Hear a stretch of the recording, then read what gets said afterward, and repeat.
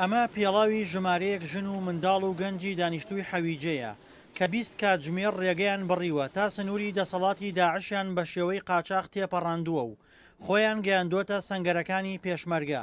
ئەوان لە ئێستادا لە ئاسایشی قەزای دووپسی ڕۆژاوای کەرکووک دەست بەسەرن و چاوەڕوانی کەفیلن بۆ ئەوەی ئازاد بکرێن و ڕەوانەی کامپەکان بکرێن کە سەرباری خراپی گوزەرانیان، بەڵام ئەم دۆخەیان لە ژێر دەسەڵاتی داعش لا خۆشترە.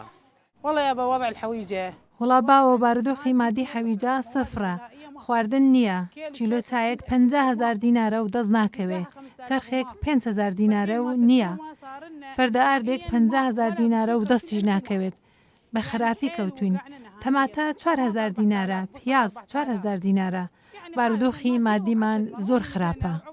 ژمارەیەک لەو کەسانەی کە لەگەڵ ئاوارەکاندا خۆیان گەیاندۆتە ژێر دەسەڵاتی پێشمەرگە لەلایەن دەستگا ئەمنیەکانەوە گومانیان لێ دەکرێت، بۆیە خراونەتە بەندیخانە و لێکۆڵینەوەیان لەگەڵ دەکرێت.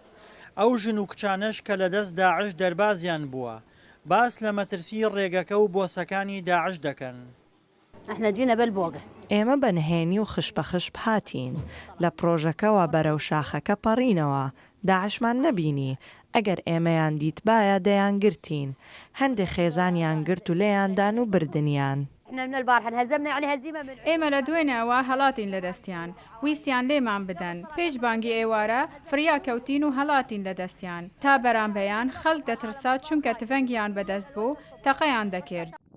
دواخاڵی سەربازی پێشمەرگە لە ڕۆژاوای کەرکووک هێزەکانی پارتی ئازادی کوردستانی تێدایە کە بەردەوام چاودێری ڕێگاکە دەکەن و چاوەڕوانی هاتنی ئاوارەی زیاتر دەکەن. لە هەفتەی پێشوودا جموجۆڵێکمان ئێمە سەرنجمان چووە سەر جموجێڵک لەم ئەبوو سەخرە و عەتشانە و ئەوانە و عادەتەن وەختێکە ئەو جموجۆڵانە دەبن ئێمە چاودێری هەر جوڵەیەک دەکەین.